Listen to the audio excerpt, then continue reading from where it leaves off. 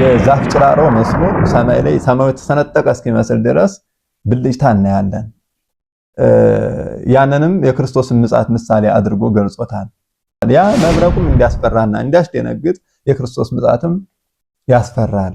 ነገረ ቅዱሳንን ስንመለከት ወይሴውር ኅሩያነ በደመና ጻድቃንን በደመና ይሰውራቸዋል። በደመና የተመሰለ እግዚአብሔር የማይመረመረው እግዚአብሔር በሚመረመር አካል ውስጥ ተወስኗል። ዝርው ነው፣ ውሃ ግን ይሸከማል። ደመናው ማለት ነው ረቂቅ ነው፣ ውሃውን ተሸክሞ ግን ይታያል። ረቂቁ ደመና በሰው እጅ አይመረመርም፣ በሰው እጅ አይዳሰስም። ግን የሚዳሰስና የሚጠጣ ውሃን ይዞ ተሸክሞ እናየዋለን። ሰኔ ከግንቦት ደመና የተለየሽ የሐምሌ ነሐሴ ደመና ብሎ ይገልጻል። ለእመቤታችን ሲገልጹት መብረቅ የሚገኝ አንድ ጥቅም አለ በእንስሳት ለብዙ እንስሳት ይጠቅማል። ከነዚያ መካከል ዋልያ የምትባለዋን እንስሳ ስንመለከታት ሶስት ተልዕኮ አላት። ማሳመን፣ ያመኑትን ማጽናት፣ የጸኑትን መቀደስ ነው።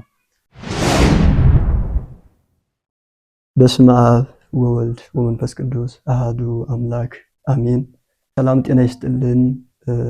በመላው ዓለም የምትገኙ የቦሩ ቤተ ጉባኤ ሚዲያ ቤተሰቦች እንደምን ሰነበታችሁ? እንደምን ከረማችሁ? እንደምን እስከዚህ ሰዓት አደረሳችሁ? ከዚህ ሰዓት ከዚህ ዕለት ያደረሰን እግዚአብሔር አምላካችን ዛሬም ዘወትርም የተመሰገነ ይሁን።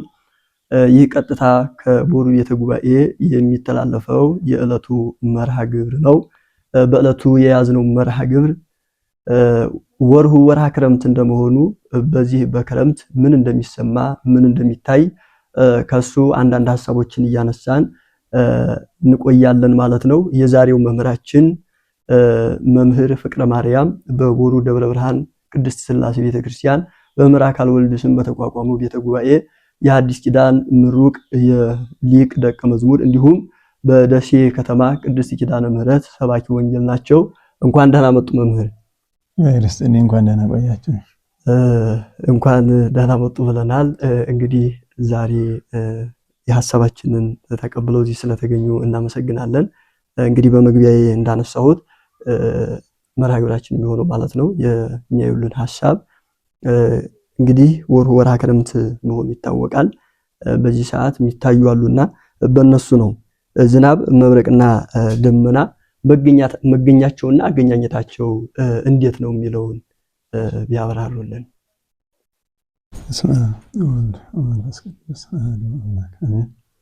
እግዚአብሔር ያክብርልኝ። ስለጋበዛችሁኝ አመሰግናለሁኝ። እውነት ነው የሚታወቀው 9 ወይንም 10 ወራትን አስቆጥረን እንደ ቤተክርስቲያናችን 3 ወር የክረምት ወር እናስባለን። 4 ክፍላተ ዘመን አሉን። ከአራቱ ክፍላተ ዘመን መካከል አንዱ ክፍለ ዘመን ነው። ከዚህ መካከል ይሄ አሁን የሚመጣው ወይም ደግሞ አሁን ይዘና ያለነው ወር ወርሃ ክረምት ነው። በዚህ ውስጥ ብዙ ነገሮች ቢታዩም ከነዚያ መካከል ልዩ የሚያደርጋቸው መብረቅ፣ ደመና፣ እነዚህ ከመብረቅ የሚወጡ ድምጽ ነጎድጓድ ተብሎ የሚጠራው እነዚህ አሉና እነዚህን እንደ ቤተክርስቲያናችን የመገኘታቸውን ምንነት ስነ ፍጥረትን እግዚአብሔር ፈጥሮ ለዓላማ ነውና ያስቀመጣቸው ትምህርትም ስላላቸው በቤተክርስቲያናችን ደግሞ ማንም አይደለም ባለቤቱ እግዚአብሔር ሁልጊዜ መሪዋ ስለሆነ አባቶቻችን በልዩ ልዩ ምስጢር ለነ እዝራም በልዩ ልዩ መንገድ ለነ ዳዊትም ሌሎችም አባቶቻችን ገልጾላቸዋል። ከዚያ መካከል ወደ ተፈጥሯቸው መጻሕፍት ምን ይላሉ ወደሚለው ሐሳብ ስንሄድ ደመና ማለት ወገብረ ወያርግ ደመና ማጽናፈ ምድር ወገብረ መብረቀ በጊዜ ወገብረ ዝናብ በጊዜ መብረቅ ወይም ደግሞ ወገብረ መብረቀ ለጊዜ ዝናብ እግዚአብሔር ደመናን ያወጣል ከምድር ወገብረ መብረቀ ለጊዜ ዝናብ በዝናብ ጊዜም መብረቅን አደረገ ብሎ በመዝሙር 135 ቁጥር 7 ላይ አስቀምጦልናል። ይህ ማለት እግዚአብሔር የሁሉን መገኛ አድርጎ ሲያስቀምጥ ደመና እንደሚታወቀው ተፈጥሮ በዕለተ ሰኑይ ነው። እግዚአብሔር ይህን ዓለም ፈጥሮ ምድር በውሃ ተሞልታ ነበረ። በውሃ የተመላች ምድርን ለይትጋባን ውስተ ምዕላድሁ ብሎ ከሶስት ወገን ከፍሎ አንዱን በውቅያኖስ አንዱን በዚህ ዓለም አንኛውን ደግሞ በጠፈር ሲያደርግ በዚህ ዓለም ያለው ምድር እንደ ትኩስ ጉበት ሆና ተገኘች ይላታል። በዚህን ሰዓት ያ የብስ ክፍልና እርጥብ ክፍል ወይም ደግሞ ባህር ያለበትና የብስ ያለበት ክፍል አለ። ከዚህ ከየብሱ ደረቅ ጢስ ከባህሩ ደግሞ እርጥብ ጢስ ሲወጣ የተፈጠረ እንደሆነ መጻሕፍት ይነግሩናል። ይህንንም እንደው የመገኘቱ መንገድ ሲናገሩ እርጥቡ ጢስ እንደሚታወቀው ደረቅ ነገር ላይ ወይም ደግሞ ሙቀት ካለው ነገር ላይ እርጥበት ሲያልፍበት ጢስ ይወጣል። ልክ ደመናም ጽሩይ ነው በባህሪው እንደሚታወቀው በዝናብ ሲሞላ ወይም ደግሞ ያንን እርጥበትን ሲያዝል ጠቁሮ እናየዋለን እንጂ በተፈጥሮ ደመና ብሩህ ነው እና እርጥብ ጢስ ከደረቅ ጢስ ጋር ሲገናኝ እነዚህ ሁለቱ አንድ ሆነው የሚሰጡን ደመና እንደሆነ መዝሙረኛው ዳዊት ባስቀመጠው ላይ አባቶቻችን በትርጓሜው ሲገልጹ የደመና መገኛ ከነዚህ ከሁለቱ እንደሆነ ይነግረናል። ወደ መብረቁም ስንሄድ በዚያው አንፃር እርጥብ ጢስ ደረቅ ጢስ ከየብሱ ደረቅ ጢስ ከርጥበቱ ወይም ደግሞ ከባህሩ እርጥብ ጢስ እንደሚወጣው ሁሉ በዚያው አንፃር ከባህሩ እርጥቡን እንዳገኘን ሁሉ በደመናም ዙሪያ እርጥብና ደረቅ ደመና አሉ። እርጥብ ደመና ከደረቅ ደመና ጋር ሲገናኝ በእነዚህ በሁለቱ ጽምረት የሚወጣ ድምጽ እንደሆነ ወገብረ መብረቀ ለጊዜ ዝናብ ብሎ መዝሙረኛው ዳዊት አሁን በዚያው ቀጥሎ ይናገራል። ይህ ማለት ግን እነዚህ ሁለቱ አካላት አንድ ሲሆኑ የሚያወጡት ድምጽ ወይም ደግሞ በነሱ አማካኝነት በነሱ ግጭት የሚፈጠረው ድምጽ ነጎድጓድ መብረቅ ብለን ገልጸዋለን።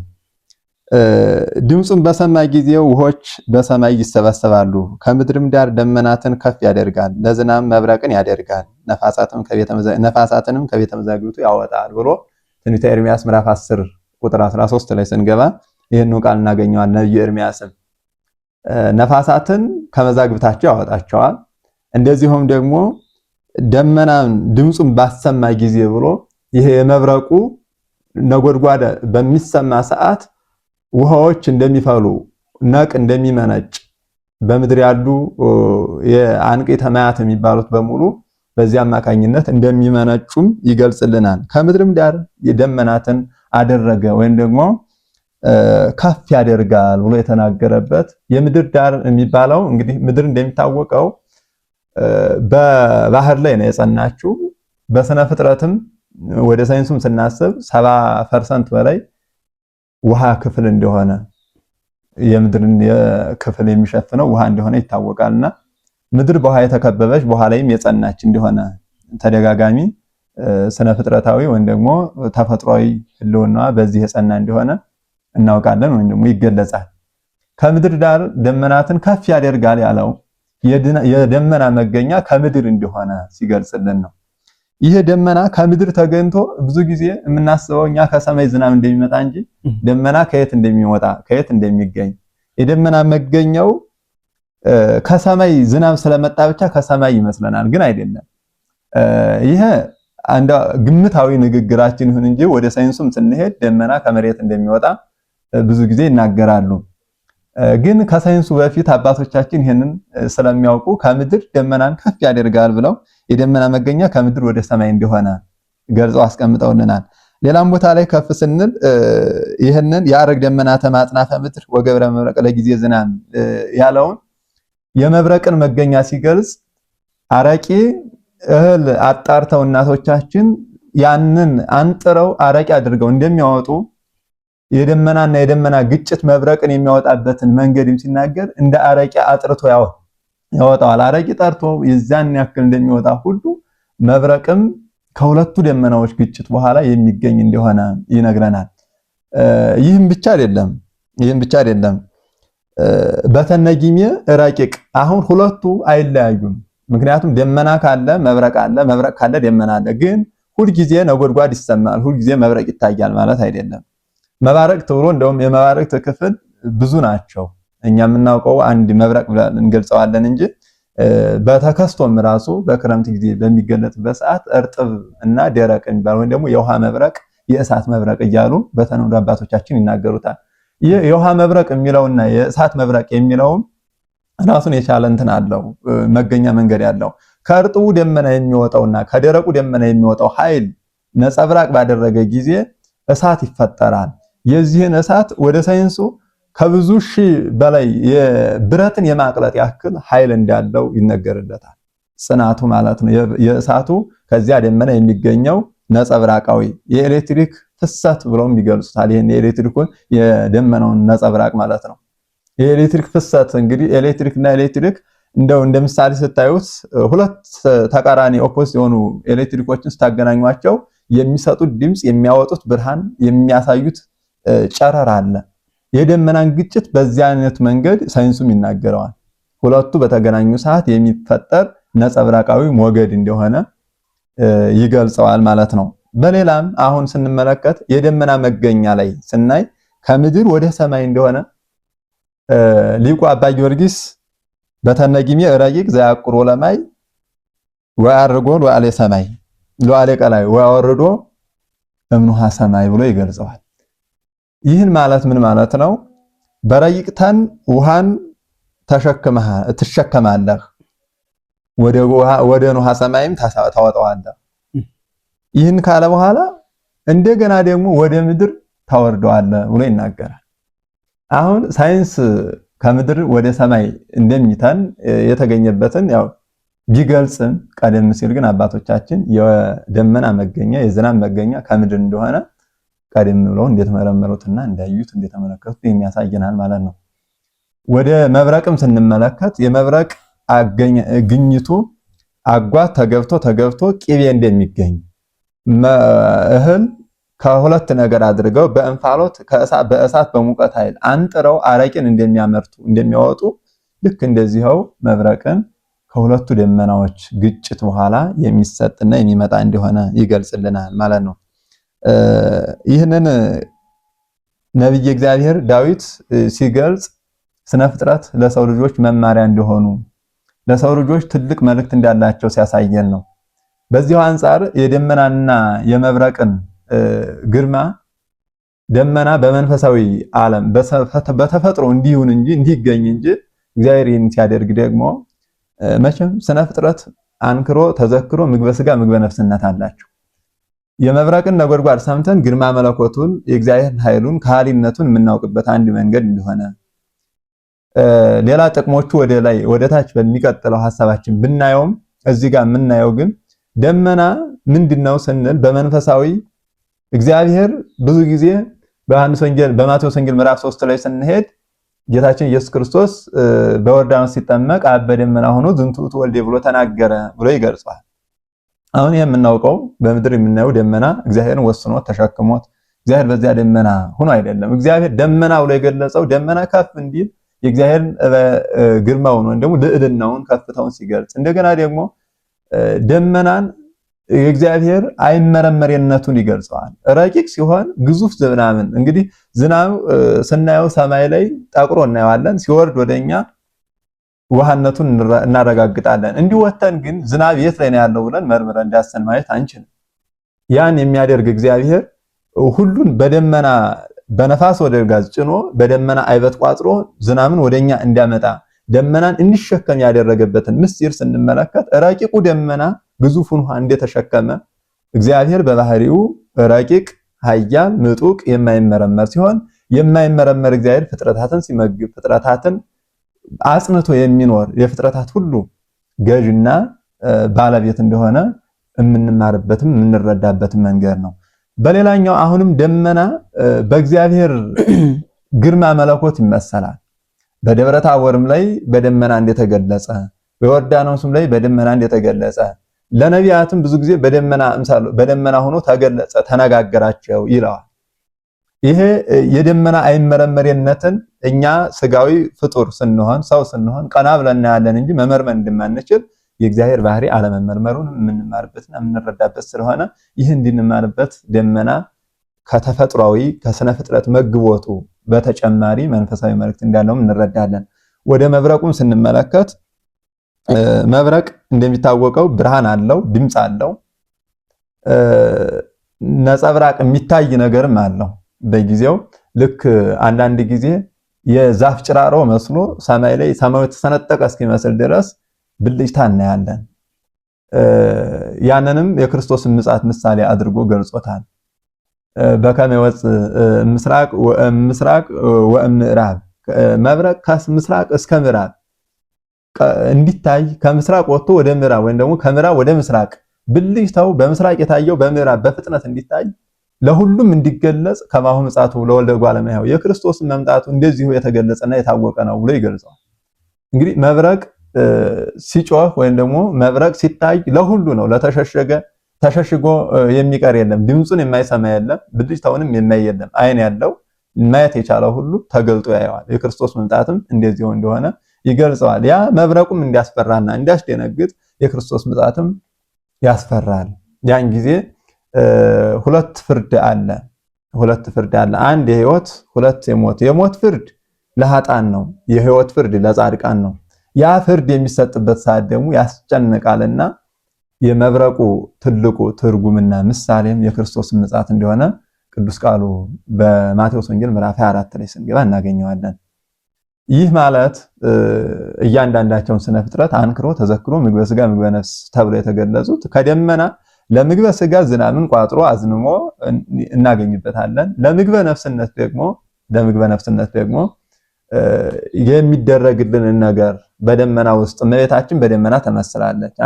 አንቺ ዘበአማን ደመና እንተ አስተርአኪ ለነ ማየ ዝናብ፣ አንቺ እውነተኛ ደመና ነሽ የሕይወት ውሃንም ቋጥረሽ የተገኘሽ ብሎ ውሃ የተባለ ክርስቶስ ሲሆን በዮሐንስ ወንጌል ምዕራፍ 4 ላይ እንደምናገኘው እኔ የሕይወት ውሃ ነኝ ከኔ የሚጠጣ አይጠማም ብሎ የገለጸ ራሱን ማየ ሕይወት ብሎ የገለጸ ክርስቶስን ይዛ የተገኘች እመቤታችን በደመና ተመስላለችና ነገረ ቅዱሳንን ስንመለከት ወይሴውር ኅሩያነ በደመና፣ ጻድቃንን በደመና ይሰውራቸዋል። ይህ ደመና ክብር ነው፣ የእግዚአብሔር ክብሩ ነው። እግዚአብሔር ባህሪያዊ ክብሩ ሲሆን ለቅዱሳን ደግሞ በጸጋ የተሰጣቸው ክብር እንደሆነ መንፈሳዊ መልእክትም ያዘለ ነው ማለት ነው።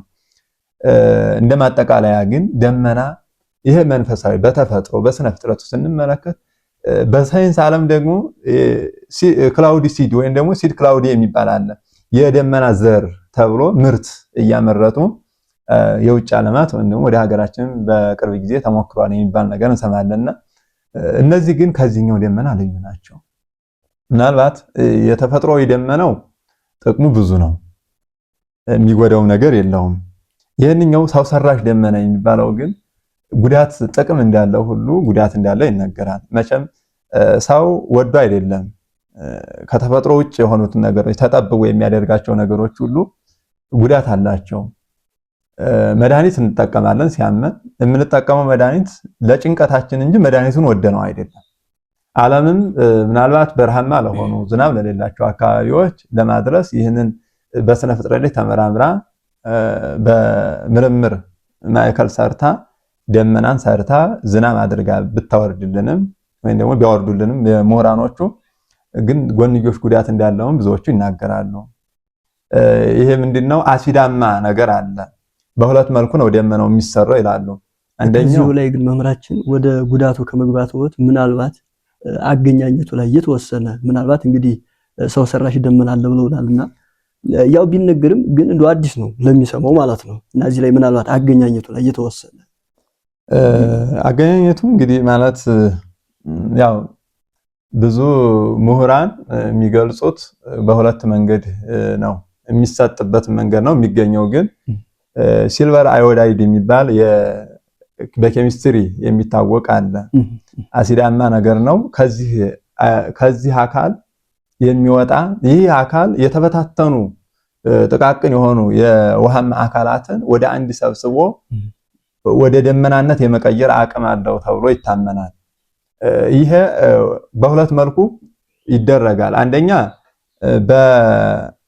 በአየር ላይ አሲዱን በመርጨት፣ ሁለተኛ ደግሞ ከምድር እነዚህ እነ ቻይና ከፍ ያሉ ሀገራት ከምድር ወደ ሰማይ እንደ ሮኬት አምጥቀው በዚያ በአሲዱ አማካኝነት ደመናውን ሰብስበው ወደ ዝናብነት በሚፈልጉት ሰዓትና በሚፈልጉት ቦታ እንዲዘም የማድረግ ሳይንሳዊ ምርምርና ሳይንሳዊ ጥበባቸውን ያደርጋሉ።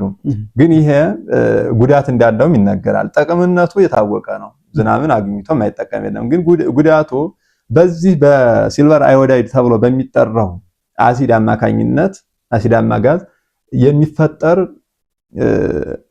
በውሃዎች ላይ ኬሚካዊ ነገር ስላለ በውሃ ውስጥ የሚኖሩ ስነ ፍጥረትን የመጉዳት አቅም እንዳለው ይነገርለታል።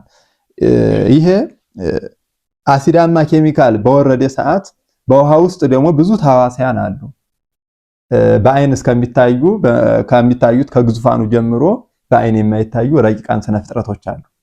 እነዚያ ረቂቃን ስነ ፍጥረት ደግሞ ይሄ ኬሚካዊ የሆነ ነገር ከተፈጥሮ ውጭ ሆነ በውስጡ በውሃ ውስጥ ያለ ኬሚካል እነሱን እንደሚያጠፋቸውና እንደሚጎዳቸው ይገልጻሉ። ሌላኛው ዝናብ ሲያቆም ተፈጥሯዊ የአየር ጸባይ ይዛባል። ሙቀት በጣም እንደሚጨምር ይነገርለታል። ዝናብ ባቆመ ሰዓት ወዲያው በፍጥነት ሙቀቱ ከፍተኛ ቴምፕሬቸር የአየር ሙቀት እንደሚጨምር እንደሚያሳይ ይናገራሉ።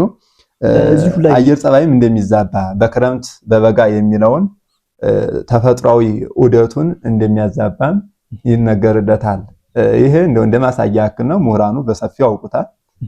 ግን እንዲህም አለ የሚለውን ግንዛቤ እንድናደርገው ያ ደመና ግን ከተፈጥሯዊ ደመናው ጋር በጣም ልዩነት እንዳላቸው ይህንኛው ጊዜውን ጠብቆ ከምድርና ከእርጥብና ከየብስ መሬት ክፍል አንድ ሆኖ ከውቅያኖስ የሚተነውን ውሃ በደመና በነፋስ ወደል ጋዝ ጭኖ ነፋስ ወደል ጋዝ ማለት ነፋሱን እንደ መልክተኛ እንደ ቀጅ ደመናውን እንደ መቅጃ አድርጎ በደመና ላይ ጭኖ መልሶ ያንን የጠጠረ አካል በሙቀት አሟሙቶ ዝናብ አድርጎ ወደኛ እንደሚልክልን በዚያም ስነ ፍጥረቱ እንደሚመግብ መጻሕፍት ይገልጹልናል ማለት ነው። ተረክቧቸው እነዚህ ሁለቱ የመብረቅና የደመና በመጻሕፍት በሰፊው ይገለጹ። ባጭሩ እነዚህን ይመስላሉ። በጣም ግሩም የሚገርም ገለጻ ነው መምህራችን። ብዙ ነገር እንደምንጨብጥ ተስፋ አለኝ ሁላችንም። ወደ ሁለተኛው ስናልፍ ዝናብ መብረቅና ደመና ስለነሱ ነውና እየተነጋገርን ያለነው። ከክረምት ጋር ያላችሁ ዝምድና ምን ይመስላል? ያው ክረምት ላይ ነው የሚከሰቱት ይታወቃል፣ አብዛኛው ማለት ነው። ሌላ ጊዜም እንዲሁ ልናያቸው እንሰማቸው እንችላለን። ግን አብዛኛው ክረምት ላይ ስለሆነ ከክረምት ጋር ያላቸው ተዘምዶ ምን ይመስላል? ጥሩ። ክረምት ጋር ያላቸው ዝምድና መጀመሪያ ላይ እንዳየነው ደመና ሲገኝ ዝናብ አለ። ዝናብ ሲገኝ ክረምት ብላ ቤተክርስቲያናችን አራቱን ክፍላተ ዘመን መካከል አንዱን ክረምት ላይ የሰየመችው ደግሞ ዝናብ በብዛት የሚገኝበት መባረቅት ነጎድጓድ የሚሰሙበት ሰፊ ጊዜያትን ዝናብ የምናገኝበት ነው። በሌላ ወራት ብናገኝም እንኳን እንደ ክረምቱ መሬት ራሷ አራት ክፍል አላት። ይሄ የሰው ልጅ ተፈጥሮን ትመስላለች አፈጣጠሯን። መሬት ነፋሳዊ፣ እሳታዊ፣ መሬታዊና ነፋስ፣ እሳት፣ ውሃ የውሃማ ክፍል ወይም ደግሞ የውሃ ጸባይ በሰውነታችን እንዳለ አራት ባህሪያት የሚባሉት እንግዲህ እነዚህ ናቸው። ነፋስ፣ እሳት፣ ውሃ፣ መሬት ናቸው። ከነዚህ ከእሳት፣ ከነፋስ፣ ከውሃ፣ ከመሬት መካከል ክፍላተ ዘመን ሲታሰብ የክረምቱ የውሃማ ዘመን ነው። ወይም ደግሞ የመሬት ውሃማ ባህሪዋ የሚገለጽበት ምድር ከላይም ከታችም የምትመነጭበት፣ ከላይ ዝናብ ታገኛለች፣ ከታች ደግሞ ያላትን አንቂት አፍላጋት በሰፊው የምታፈስበትና የምታመነጭበት ወቅት ነው ማለት ነው። እና ግንኙነታቸው ምንድነው ካል እንግዲህ ሙቃ የነበረች በጣም ግለት የነበረ ያ ብዙ ዘመናትን በፀሐይ የቆየችው መሬት ፀሐይን ስታገኝ ያ እርጥቡ ሙቀት ባገኘ ሰዓት ጢስን እንደሚያወጣ ሁሉ ጢሱ ሲወጣ ደግሞ በብዛት የሚከሰትበት መብራቅ ነጎድጓድ በክረምት በብዛት የሚታይበት አንድ ዋናው ምክንያት በብዛት ፀሐይ በግለት ላይ ያለችው ሙቀት ላይ የነበረችው መሬት ዝናብን ስታገኝ እርጥበትን ስታገኝ ጢሷ ከልክ በላይ ይጨምራል። ያ ጢስ ደግሞ የእርጥቡና የደረቁ ጢስ ደግሞ ደመና እንደሚሰራት አይተናል። ያ ሁለቱ አንድ በሆኑ ሰዓት ደግሞ በብዛት መብረቁ ብልጭታው የሚታይበት ከዚያም ደግሞ ይሄ ነጎድጓዱ ደግሞ የሚሰማበት ምክንያት እነዚህ ደመናው ሲወጣ ዝናብ ሆኖ ሊመጣ እስከሆነ ድረስ ደመናው በሚወጣ ሰዓት እርጥቡና ደብረቁ ደመና ሲጋጭ የሚፈጥሩት ኃይል ስላለ በዚህ ምክንያት ምድር ክረምት ላይ መብረቅና ነጎድጓድ እንሰማለን ማለት ነው። በጣም ግሩም በጣም ግሩም። እንግዲህ ጥያቄያችንን ወደ መጠቅለሉ እየደረስን ነው። አንድ ሐሳብ ነው የሚኖረን ከዚህ በኋላ መምህራችን ተፈጥሯዊና መንፈሳዊ አገልግሎታቸው እንደው ከሰው ጋር ያላቸው ተሰናስሎት ማለት ነው በአገልግሎት ደረጃ ተፈጥሯዊና መንፈሳዊ አገልግሎታቸው ምን ይመስላል? እንግዲህ ተፈጥሯዊ አገልግሎት የምንለው ምናልባት በመጀመሪያ እንዳስየነው እግዚአብሔር ያለ ምክንያት የፈጠረው ፍጥረት የለም። ሁሉም በምክንያት ፈጥሯል። ሁሉም ደግሞ የየራሳቸው ስራ አላቸው። የደመና ስራው ምድርን ዝናምን ቋጥሮ ምድርን በልምላሜ እንድታረሰርስ ዝናምን ማውረድ ነው። የደመና ዞረ ስንል በተፈጥሮ እግዚአብሔር ከእርጥብና ከደረቅ ጢስ ወይም ደግሞ ከምድር ትነት ያ እንዲገኝ ያደረገበት ምክንያት እጽዋትም አዝሪትም አትክልትም ሁሉ ስነ ፍጥረት በእነዚህ አማካኝነት እየተመገቡ ይኖራሉ። ተፈጥሮ ላይ ታዳሽ የሚባሉ እንትኖች አሉ። የተፈጥሮ የአየር ጸባይ የአየር ሁኔታዎችን የተፈጥሮ ማዕድናት የሚባሉ ነን ሪኒዌብል እና ሪኒዌብል እየተባሉ የሚጠሩ ራሳቸውን የሚያድሱ የማይታደሱ ተብለው፣ ይሄ ደግሞ እጽዋት አትክልት ታዳሽ ተብለው ከሚጠሩት መካከል ናቸው። እነዚህ ደግሞ ራሳቸውን ሊያድሱ የሚችሉት ተቆርጠው እንደገና ደግሞ መልሰው ሊበቅሉ የሚችሉት በእነዚህ በደመና አማካኝነት ነው። ይሄ ደመና ደግሞ የሰው ልጆች የዕለት ምግብና የሚያካሂድ ነው። ደመና ከሌለ ተክል የለም፣ ተክል ከሌለ የሰው ልጅና እጽዋት ተመጋጋቢ ናቸው። እንስሳት አራዊት ቅጠል ነጭተው ሳር ተጎንጭተው ውሃ ተጎንጭተው ቅጠል ነጭተው የሚኖሩት ይሄ ደመና በመኖሩ ነው። ተፈጥሯዊ አገልግሎታቸው እንስሳትን ለመመገብ እነዚህ ደመና ላይ የሚገኘው የዝናብ ኃይል ከሌለ ዝናብ ከሌለ ምናልባት እንኳንስ አይደለም ከጥንቱ ቀርቶ ለአንድ ክረምት ለአንድ ወራት ለተወሰነ ጊዜ ከተፈጥሮ ለፍ ሲል የሚፈጠሩ ብዙ ነገሮች አሉ። የእሳት ቃጠሎ የሚነሳውም ከደረቅ ወይም ደግሞ ከይብሰት ብዛት ነው። የድርቅ ምክንያት ተከስቶም ብዙ ስነ ፍጥረታት የሚጎዱበት አንድ ምክንያት ነው። የሰው ልጅ ጀምሮ የነዚህ ጥገኛ ነው። እግዚአብሔር በእነዚህ በኩል የሰው ልጆች ይመግባልና ተፈጥሮ ዓላማቸው ስንመለከት ከውቅያኖስ እየጠለቁ ውሃን ወደ ምድር እያዘነሙ የሌለውን እንዲኖረው ለማድረግ የምድር ክፍል እንደሚታወቀው ሰፊ የውሃ ክፍል ቢሆንም እንኳን አብዛኛው የሰው ልጅ ደግሞ መኖር የሚችለው በየብስ ነው። በየብስ የሚኖር የሰው ልጅ ደግሞ ግዴታ ደመና ሊያገኝ በደመና በኩል ደግሞ ዝናብ ሊያገኝ ይገባዋልና ተፈጥሮ አገልግሎታቸው ይህ ነው። መንፈሳዊ ዓላማቸው መምህራችን እዩ ላይ ማለት አሁን ተፈጥሯዊ አገልግሎታቸውን እና መንፈሳዊ አገልግሎታቸውን እያየን ለመሄድ ማለት ለብቻ አድርገው ቢያሳዩን ዝናብ የሚለውን የዝናብ ተፈጥሯዊና መንፈሳዊ አገልግሎቱ እንዲሁ ደመናም እነሱ እንዲያዩልን ለማለት ነው። እግዚአብሔር ይስጥልኝ። ዝናብ ደመና ተፈጥሯዊ አገልግሎቱ የሰው ልጅ እንዳየነው መመገብ ነው። ከዚህ ምድር ያለውን የሰው ልጅ ለመመገብ ደግሞ እግዚአብሔር የሰራው አንዱ ጥበባዊ መንገዱን ስንመለከት ትንቢተ ኤርምያስ ላይ ድምጽን ባሰማ ጊዜ ውሆች በሰማይ ይሰበሰባሉ የተባለው ለዚያ ነው። የእግዚአብሔር ምሕረት ቸርነት የሚታወቅባቸው ናቸው። የደመና ተፈጥሯዊ አገልግሎቱን ተመልክተን ስናይ የውሃን መሸከም አቅም ሳይኖረው እግዚአብሔር እንዲችል አድርጎታል። መንፈሳዊ መልእክቱንም ስንመለከት መንፈሳዊ መግቦቱን ስንመለከት በደመና የተመሰለ እግዚአብሔር የማይመረመረው እግዚአብሔር በሚመረመር አካል ውስጥ ተወስኗል። ዝርው ነው፣ ውሃ ግን ይሸከማል። ደመናው ማለት ነው ረቂቅ ነው፣ ውሃውን ተሸክሞ ግን ይታያል። ረቂቁ ደመና በሰው እጅ አይመረመርም፣ በሰው እጅ አይዳሰስም። ግን የሚዳሰስና የሚጠጣ ውሃን ይዞ ተሸክሞ እናየዋለን። አንዱ ይሄ መንፈሳዊ የምንረዳው ከዚህ የምንወስደው የሰው ልጅ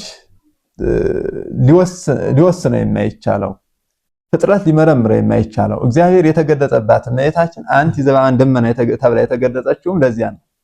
የማይመረመር እግዚአብሔር በምትመረመር በእመቤታችን ተወስኗል። ግን አሁን ይህን ስንመለከት በተቃራኒው ነው። እመቤታችን የደመናው ምሳሌ ነው የሆነችው። ጌታ የውሃው ምሳሌ ነው የሆነው። የእመቤታችንም ጌታን የመወሰኗ ምስጢር እመቤታችን አትመረመርም።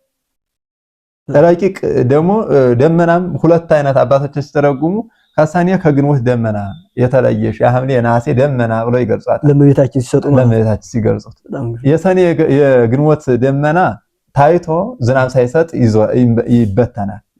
የሐምሌ የነሐሴን ደመና ስንመለከተው ግን ይሄ የሐምሌና የነሐሴ ደመና ዙሮ ዙሮ መልሶ የሰው ልጆች ይመግባል። ያችን እመቤታችንን የሐምሌ የነሐሴ ደመና አንቺ ነሽ ብሎ የገለጸበት ትልቁ ምስጢር የሐምሌ የነሐሴ ደመና ውሃን ይዞ እንዲገኝ እመቤታችንም ደግሞ ማየ ሕይወት ክርስቶስን ይዛ ስለመገኘቷ ነው። መንፈሳዊ መልእክቱ አንዱ ነው። ሁለተኛ ደግሞ እመቤታችን በዚህ አንጻር ደግሞ አንቺ የሐምሌ ነሐሴ ያልሆነ የሰኔ ግንቦት ደመና ብሎም ይገልጻታል። ይህን ሲገልጽ ደግሞ ምን ማለት ነው? አሁን ሁለቱ ሐሳቦች የተለያዩ ይመስላሉ። የሐምሌ ነሐሴ ደመና የተባለች እመቤታችን በመጀመሪያው ማየ ሕይወት ጌታን በመያዟ ነው። በሁለተኛው ደግሞ የሰኔ ግንቦት ደመና ራቆ ደመና ብሎ ይገለጣል። ነጭ ደመና ምንም በውስጡ እርጥበት የሌለው ደረቅ ደመና፣ ሩቅ የሆነ ከዝናብ የተለየ ደመና ብሎ ይገልጻታል። ይህን ሲላት እመቤታችንን ከጥንተ አብሶ ከዘራ ወራዱት ከልማደ አንስት የነጻሽ ነሽ ሲላት ዝናቡን ለሱ ምሳሌ አድርጎ ማለት ነው። ዝናቡን ዘራ ወራዱ ልማደ አንስት ጥንተ አብሶ የሚባለው በሙሉ ከሱ የነጻሽ ነሽ ሲል እመቤታችንን በደመና እንደገና ደግሞ ራቁቱን በሆነ ንጹህ በሆነ ደመና ይመስላታል።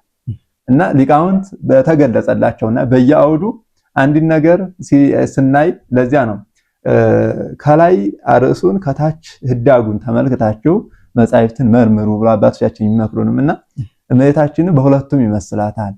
ይሄ ደመና የመጀመሪያውን ደመና ስንመለከት የሐምሌ ነሐሴ ደመና የተባለችበት የሐምሌ ነሐሴ ደመና ዝናምን እንዲሰጥ ዘናመ ሕይወት ማየ ሕይወት ክርስቶስን ስለሰጠችን ነው። የሰኔ ግንቦት ደመና ብሎ ደግሞ እንደገና የመሰላት ደግሞ በሰኔ ግንቦት ደመና ምንም ነገር ደረቅ እንደሆነ ምንም ነገር እርጥበት እንደማይገኝበት እርጥበቱ የጥንተ አብሶ የኃጢአት የመርገም ምሳሌ ሆኖ ያ የሌለብሽ ሆኖ ይገልጻታልና መንፈሳዊ መልእክቱ በዚህ ነው። በጣም ወደ መብረቁ መሰለ ሁለተኛው ጥያቄ ከዚሁ ጋር ተያይዟል። መብረቅ ብዙ ጊዜ እኛ ስናስብ የሚመስለን ሰውን ሊያስደነግጥ አንዳንድ ጊዜም ደግሞ እግዚአብሔር ተቆጣ ብለን እንገልጻለን። ጥሩ ነው። እግዚአብሔር የሰራነውን ኃጢአት እንድንመለከት ራሳችን ወደ ንስሐ እንድንመለስ ያደርገናል። እግዚአብሔር ተቆጣ ነው። ግን እግዚአብሔር መብረቅን ለጥፋት ብቻ እንደማያወርደው ማወቅም መረዳትም አለብን። ወደ 4 የሚሆኑ ነጥቦችን ከጥቅሞቹ አይተን እናጠቃልላለን። የመጀመሪያው እግዚአብሔር ከደመና መብረቅን ሲያወጣ ለእንስሳት የሚሰጠው ጥቅም አለ። እንደው እንደ መጀመሪያ አድርገን እንየው ካልነው በመጽሐፈ ኢዮብ ላይ እንዲህ የሚል ቃል አለ። የበረሃ ፍየል የምትወልድበትን ጊዜ ታውቃለህን ብሎ ይጠይቃል። ዋልያይቱስ የምታምጥበትን ጊዜ ትመለከታለህን? ይህን ካለ በኋላ እርሷ የምትፈጽመውንስ ወራት ትቆጥራለህን ብሎ ይናገራል። ይህ ማለት መብረቅ ላይ የሚገኝ አንድ ጥቅም አለ። በእንስሳት ለብዙ እንስሳት ይጠቅማል። ከነዚያ መካከል ዋልያ የምትባለዋን እንስሳ ስንመለከታት ከእንስሳት ሁሉ ትወልዳለች። እንደ እንስሳት እንደ ማንኛውም እናት ናት ዋልያ። ነገር ግን የሚለይበትና ከሷ ላይ ተፈጥሯዊ እግዚአብሔርም ደግሞ በጥበቡ ሊያስተምርባት የፈለገው ከእርሷ ላይ የምናየው ልዩ ተፈጥሮ አለ። ዋልያ እንደ ማንኛውም እንስሳ ጸንሳ ኖራ ልትወልድ በቀረበች ሰዓት ምጧ ጽኑ ነው። ይቺ የበረሃ ወይም ደግሞ በጫካ ውስጥ በዱር ውስጥ የምትኖር ዋልያ ጸንሳ የምትወልድበት ጊዜ ሲደርስ አመጣ ወልዳ የወለደችው ያ ግልገል ግማሽ አካሉ እንደወጣ እርሷ እንደ ማንኛውም እንስሳ ዘወር ብላ አጥብታ ማሳደግ አትችልም። ከእሷ ሆድ ሆኖ አንገቱን አዝድቆ እየተመገበ እስከ 6 ወር ድረስ ሁሉ እየተጨነቀች እንደምትቆይ አባቶቻችን ይናገራሉ። የምትወልድበት ከምጥ ሳትላቀቅ እየተጨነቀች ትኖራለች። እንስሳውም ግን ከእርሷ ሳይወጣ ሳር እየተመገበ ውሃ እየጠጣ ይኖራል። ይህን ሁሉ ግን እግዚአብሔር ያን ጭንቀት ተመልክቶ በመብረቅ አማካኝነት የዋልያን ምጥ እግዚአብሔር ይገላግላል። ይህም ዋልያው እንዲህ እየተመገበ ውሃ እየጠጣ ከእናቱ ማህፀን ሳይወጣ ኑሮ መብረቅ በተሰማ ሰዓት ከነጎድጓዱ ድምፅ ማስደንገጥ የተነሳ ደንግጦ በሮ ከእናቱ ማህፀን ወጥቶ ይሄዳል። ተመልሳም አታገኘውም። እርሱም እናቱን አያያትም። እርሷም ልጇን ልጄ ብላ ሳታጠበው በዚያው በሮ እንደሄደ ደንግጦ ከእናቱ ሆድ ሳይወጣ ግማሽ ጽንስ ሆኖ ማለት ይቻላል ግማሽ ጽንስ ሆኖ ከእናቱ ሆድ እየተመገበ አድርጎ በመብረቅ አማካኝነት የዋልያ ምጥ እንደሚፈታ እግዚአብሔር በመጻሕፍት ለአባቶቻችን ሊቃውንት ነግሯቸዋል። ታላቁ አባት የትዕግስት አባት ኢዮብም ይህን መልእክት የተነገረው የዋልያን ምጥ ያን ያክል እሷ ከታገሰች ምድራዊ እንጂ ሰማያዊ ክብር የላትም። የዋልያ ትዕግስት የዋልያ ጭንቀት የሚያሰጣት ረብ ጥቅም የለም። እርሷ በምድር እየኖረች ይህን ያክል ከተጨነቀች እኔ ከእግዚአብሔር ጋር ተስፋ ያለኝ ሰማያዊ ተስፋ ያለኝ እኔማ እንዴት አልታገስ ሲል ትዕግስትን ሲማር ዘንድ የዋልያን ተመልከት ተብሎ ኢዮብ ተመክሯል። ምናልባት ይሄ ወደ ራሳችን ልናስበው የሚገባው ነው። ብዙዎቻችን ትዕግስት አልባ ነን። በነገሮች ሁሉ ቶሎ ተስፋ እንቆርጣለን። ኢዮብ ተስፋ እንዳይቆርጥ እግዚአብሔር ለኢዮብ ያንን ያክል ታግሶ ብዙ የትዕግስት አባት ተብሎ የተጠራው ኢዮብ ከዋልያ እንዲማር ከተደረገ እኛ ደግሞ ከስነ ፍጥረት ምን ያክል መማር እንዳለብን በዚህ እንረዳለን። በዚያው ማለት ነው። ወደ ሁለተኛው ስንመለከት ሁለተኛዎቹ ከመብረቅ ጥቅም አንዱ አዝሪት ናቸው። እግዚአብሔር በድምጽ ድንቀኛ ነጎድጓድን ያንጎደጉዳል፣ እኛም የማናስተውለውን ታላቅ ነገር ያደርጋል ይላል።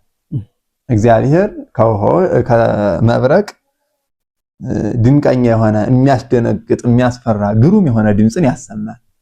በዚያም ደግሞ እኛ የማናስተውለውን ታላቅ ነገር ያደርጋል ብሎ ተናግሯል። አሁንም ታላቁ አባትዮ ከዚህ ላይ የምንረዳው ነገር አለ።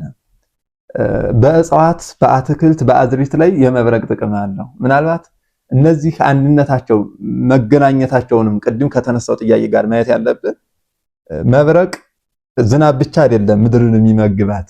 ምድር እጽዋት አትክልት እንዲያፈሩ አስተዋጽኦ የሚያደርገው ዝናቡ ብቻ አይደለም። የመብረቁ ድምጽም ሲሰማ እኛ የማናስበው ታላቅ ድምጽ ታላቅ ነገርን ያደርጋል እንዳለ አፈር ተጭኗቸው የነበሩ እጽዋት ተፈልፍለው ወደ ላይ እንዲነሱ ያደርጋቸዋል። አንዱ ጥቅሙ። ሁለተኛ የማያብቡ ለፍሬ ለአበባ የደረሱ እጽዋት በመብረቁ ነጎድጓድ በመብረቁ ድምጽ እነርሱ ደግሞ ተፈንጥቀው ፍሬያቸውን እንዲያወጡ እድገታቸውን እንዲያፋጥኑ ያደርጋቸዋል።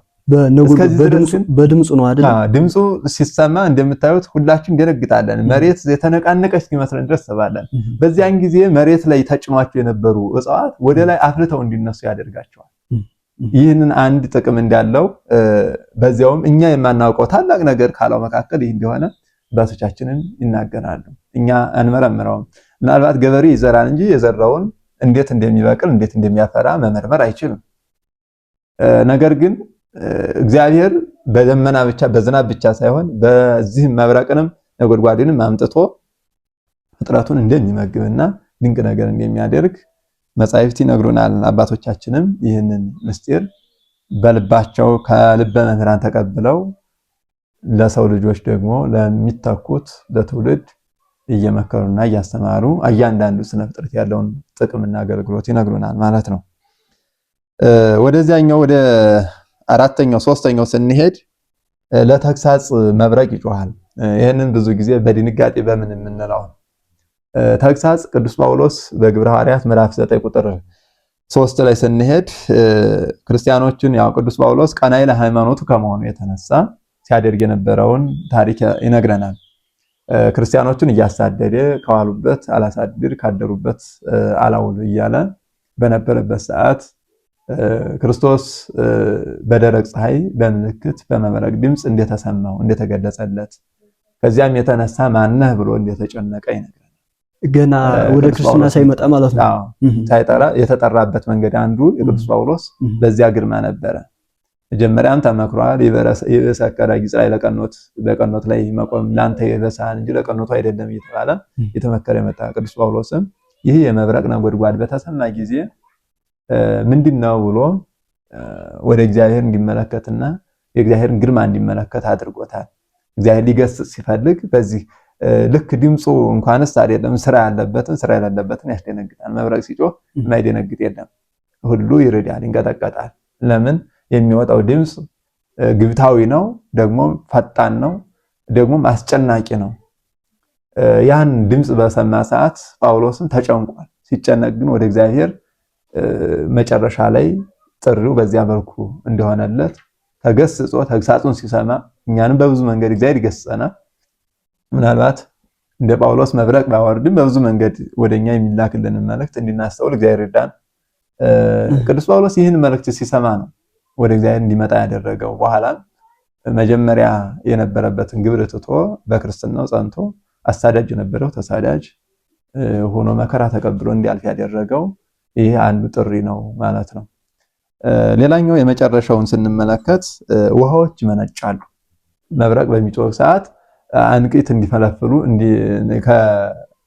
በኃይላቸው ያው ከላይ ዝናብ ከታችም መሬት ውሃ እንዲታወጣ የሚያደርጋት አንዱ የመብረቅ ድምፅ ሲጮህ ውሃ እንደሚፈልቅ ዙሪያውን ያሉ የነሐሴ ላይ ስታዩት መሬቶቹ ውሃ ገብ የሆኑ መሬቶች በብዛት ውሃ ያፈልቃሉ። እንደዚያ እንዲሆኑ የሚረዳቸው አንዱ የመብረቅ ነጎድጓድ እንደሆነ አባቶቻችን ይነግሩናል። እንግዲህ ምናልባት ሁሉንም ስነ ፍጥረት ስንመለከት አስተምሮ አላቸው፣ መልእክት አላቸው። ከነዚህ ከሶስቱ ይህን ካገኘን ከሌሎች ውስጥ ምን እናገኛለን ብለን ልባችን አስፍተን መጻሕፍትን መመርመር፣ አባቶቻችን መጠየቅ፣ እንደው በጊዜያዊ ነገር ሳይሆን ጠለቅ ብለን ራቅ ብለን እንድንመለከት ዋና ሶርስ ይሆኑናል፣ ምንጭ ይሆኑናል። እንዲህም አለ ብለን እንድንመለከት ያደርገናል። እንደው ክረምት ስናይ ዝም ብለን የዝናብ መዝነብን የውሃ መጉረፍን ብቻ አይተን ማለፍ እንደሌለብን ቤተክርስቲያናችንም የክረምቱን ወር ቅዱስ ያሬድ በተለይ ዘንሙ ዝናማት ወይዙ አፍላጋት የሚለውን ቃል እያነሳ የዝናምን የእግዚአብሔር የቸርነት መገለጫ እያደረገ ይገልጸዋል። እግዚአብሔር የዝናብ ጠብታ እንዳይቆጠር የእግዚአብሔር ቸርነትም አይቆጠርም። የዝናብ ነቁ የዝናብ ባለቤት እርሱ ራሱ እግዚአብሔር እንደሆነ ለምድር ሁሉ ምናልባት አሁን እንደው በዘመናዊ መሳሪያ ታግዞ ይባል አንዲትን ሀገር ለማድረግ ብቻ ስንት አይነት ወጪና ስንት አቅም እንደሚጠይቅ ይታወቃል። እነዚህ የአርቲፊሻል ደመና ሰርተው ዝናብን ለማዝነብ የሚያደርጉ አካላት ብዙ ዘመናትን ለመጀመሪያ ጊዜ 1956 አካባቢ ላይ ነው እንግዲህ የተፈጠረ ተብሎ የሚነገረው። ያንን ለማድረግ እንግዲህ እስካሁንም ራሱ ለሁሉ መድረስ አልቻለም። እንግዲህ ከ50 60 ዓመት በላይ እያስቆጠረ ነው። ይህ ሐሳብ መነጨ ወይም ደግሞ ይሄ ግኝት ይሄ አይነት ምርምር ተደረገ ከተባለ በኋላ ግን እስካሁን ድረስ ዓለምን ማዳረስ አልተቻለም። ለምን ከተባለ ውስን ስለሆነ የሰው ልጅ። እግዚአብሔር ግን የማይወሰን መሆኑን ዝናብን አዝንሞ ፍጥረታትን መግቦ በዚህ ልክ የሚያደርግልን ነገር እያሰብ ራሳችን እንድንመለከት የእግዚአብሔር ቸርነት እንድናስብ ያደርጉናል ማለት ነው። እግዚአብሔር ይስጥልኝ። እግዚአብሔር ይስጥልን መምህር፣ በእውነቱ ቃለ ሕይወት ያሰማልን። እንግዲህ መርሃ ግብራችንን እያጠቃለልን ነው። በመጨረሻም የሚያስተላልፉት መልእክት ካለ ስለ ጉባኤ ቤቱ ማለት ነው አንዳንድ የሚሉት ካለ መልእክት ያስተላልፉና መርሃ ግብራችንን እንጠቃልላለን። ስለ ጉባኤ ቤቱ የማስተላልፈው ለመጀመሪያ የጉባኤ ቤቱ ሰውን ማግኘት በሚቻልበት መንገድ ማግኘት እንዲቻል ይህን መንገድ ማዘጋጀቱ ትልቅ እድል ነው ለምእመናን። ምእመናን ዛሬ የት እንደሚውሉ ይታወቃል። የአብዛኞቻችን መገኛ የአብዛኞቻችን ሰፈር ቀደም ሲል ወደ ገጠሩ ማህበረሰብ ሲታሰብ ዜና ለመስማት ቅዳጅ ወረቀት ይዘው አደባባይ ላይ ቁጭ ብሎ ተሰብስበው ነበር። አሁን ግን ዜና ለመስማት ምናልባት ካልጋ ላይ ተኝቶ ሆኗል። ዓለም ላይ ሰው የሚውለው ከቤቱ ሆኖ ነው ዓለም የሚውለውና ዓለም ደግሞ በብዙ መንገድ የሰው ልጆች ትስባለች። ሰው ለሁለቱም ተፈላጊ ነው። እግዚአብሔርም ይፈልገዋል፣ ዓለምም ትፈልገዋለች። ዓለም ባልፈጠረችው ባልሰለጠነችበት የሰው ልጅ ልትሰለጥንበት ስትጥር እግዚአብሔር ደግሞ ፈጥሮ ፍጥረቱን አሰልጥኖ ራሳቸውን እንዲጠበቡ ራሳቸውን እንዲመግቡ ነፃ ፈቃድንም ሰጥቶ ነገር ግን ትኩረቱንና ዝንባሌው የሰው ልጅ ወደ ኃላፊውና ወደ ጠፊው እየሆነ ስለመጣ አብዛኛውን ጊዜም ደግሞ በዚያ መልኩ በሚሰለፉበት በሚውሉበት ሂዶ ሐዋርያት እኮ ሌላ አይደለም ሁሉን ትተው መዞራቸው አገር ለማየት ለመጎብኘት አይደለም፣ ሰው ለማየት ነው፣ ሰው ለማግኘት ነው። ስለዚህ ትልቁ ሰው የሚገኝበት አካባቢ ላይ በዚህ መልኩ ጉባኤ ቤቱ መድረስ ከተቻለ የምእመናንም ዓይንና ጆሮ ወደ ጉባኤ ቤቱ ሊሆን ይገባዋል። በጉባኤ ቤቱ ያሉ መምህራን፣ በጉባኤ ቤቱ እየተማሩ ያሉ ነገ መምህራን ለመሆን የሚጥሩ ወንድሞች ደቀ መዛሙርትን ምዕመናንን ማወቅ ያለባቸው በየት መልኩ እንዴት እናገኛቸዋለን? ሁሮ መሃሩ አሁን በሶሻል ሚዲያ ሆኗል። ለምን በሰፈር በቤት ውስጥ እንጂ በሰፈር እንኳን በር ላይ ቁጭ ብሎ የሚገኝ ሰው የለም። አሁን ሁሉ ከቤቱ ነው የሚውለው። ከቤቱ የሚውለው ሰው ግን ሶሻል ሚዲያ ላይ ነው ያለው። ሶሻል ሚዲያ ላይ ያለን ሰው ደግሞ በሚውልበት መልኩ የእግዚአብሔርን ቃል እየመገቡ ወደ እግዚአብሔር ማቅረብ የንስሐ ሕይወትን ቤተክርስቲያን 3 ተልእኮ አላት። ማሳመን፣ ያመኑትን ማጽናት፣ የጸኑትን መቀደስ ነው። ስለዚህ ላመኑትም ቅድስና ለሚፈልጉትም በየት መልኩ ወደ እግዚአብሔር መቅረብ እንዳለባቸው ጉባኤ ቤቱ ጠብቆ ጠንክሮ መልእክት እንዲያስተላልፍ በዚያው መልእክትን አስተላልፋለሁ። እግዚአብሔር ይስጥልኝ። እሺ መምህራችን ባነሳነው ሐሳብ ማብራሪያ ለመስጠት ፈቃደኛ ሆኖ እዚህ ስለተገኙ በጉባኤ ቤቱ ስም እናመሰግናለን። እግዚአብሔር ይስጥልን። ውድ ተመልካቾቻችን በዕለቱ መርሃ ግብር እንግዲህ ብዙ እንዳተረፋችሁና እንደምታተርፉ ተስፋ እናደርጋለን። ሐሳቡ ይህ ብቻ አይደለም፣ ይቀጥላል። እንዲሁም እንግዲህ ከእናንተኛ የምንፈልገው ምንድነው? ላይክ፣ ሼር፣ ኮፒ ሊንክ በማድረግ የሚተላለፈውን መርሃ ግብር ለዓለም እንድታዳርሱ ጉባኤ ቤቱን እንድታግዙ በእግዚአብሔር ስም መልእክታችንን እያስተላለፍን የዕለቱ መርሃ ግብራችን ይህን ይመስል ነበር። በዚህ አጠቃለናል። ቀጣይ በሌላ መርሃ ግብር እስከምንገናኝ መልካም ቆይታ፣ ደህና ሰንብቱ። ይቆየን።